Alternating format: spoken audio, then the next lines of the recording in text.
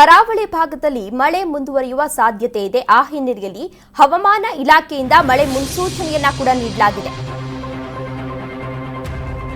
ಹವಾಮಾನ ಇಲಾಖೆಯಿಂದ ಮಳೆ ಮುನ್ಸೂಚನೆಯನ್ನ ನೀಡಲಾಗಿದೆ. ಕರಾವಳಿ ಭಾಗದಲ್ಲಿ ಮಳೆ ಮುಂದುವರಿಯಲಿದೆ. ಕರಾವಳಿ ಸೇರಿ ಕೆಲ ಜಿಲ್ಲೆಗಳಿಗೆ ಯೆಲ್ಲೋ ಅಲರ್ಟ್ ಅನ್ನ ಘೋಷಣೆ ಮಾಡಲಾಗಿದೆ.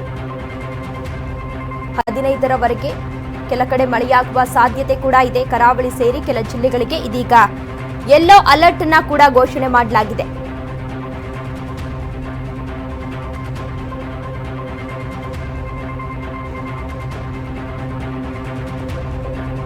ಹವಾಮಾನ ಇಲಾಖೆಯಿಂದ ಮಳೆ ಮುನ್ಸೂಚನೆಯನ್ನ ನೀಡಲಾಗಿದೆ.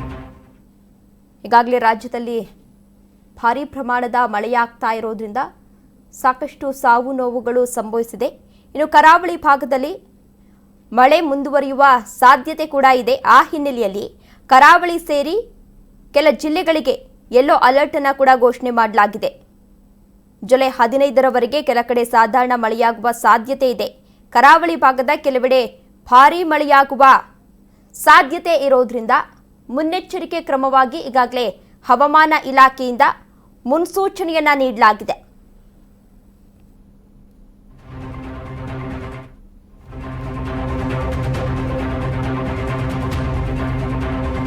ಮುಂದಿನ 3 ದಿನ ಕರಾವಳಿಯಲ್ಲೂ ಕೂಡ ಮಳೆಯಾಗಲಿದೆ.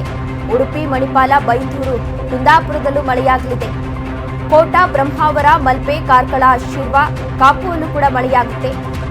ಉಚ್ಚಿನ ಸೇರಿದಂತೆ ಹಲವು ಪ್ರದೇಶದಲ್ಲಿ ಮಳೆಯಾಗುವ ಸಾಧ್ಯತೆ ಇದೆ. ಆ ಹಿನ್ನೆಲೆಯಲ್ಲಿ ಹವಾಮಾನ ಇಲಾಖೆಯಿಂದ ಈಗಾಗಲೇ ಮುನ್ಸೂಚನೆಯನ್ನ ಕೂಡ ನೀಡಲಾಗಿದೆ. ಮುಂದಿನ 3 ದಿನಗಳ ಕಾಲ ಕರಾವಳಿಯಲ್ಲಿ ಮಳೆಯಾಗಲಿದೆ. ಆ ಹಿನ್ನೆಲೆಯಲ್ಲಿ ಉಡುಪಿ, ಮಣಿಪಾಲ, ಬೈಂದೂರು, ಕುಂದಾಪುರ, ಕೋಟಾ, ಬ್ರಹ್ಮಾವರ, ಮಲ್ಪೆ, ಕಾರ್ಕಳ, ಶಿರ್ವಾ, ಕಾಪು, ಹುಚ್ಚಿನ ಸೇರಿದಂತೆ ಹಲವು ಪ್ರದೇಶಗಳಲ್ಲಿ ಭಾರೀ ಮಳೆಯಾಗುವ ಸಾಧ್ಯತೆ ಇದೆ.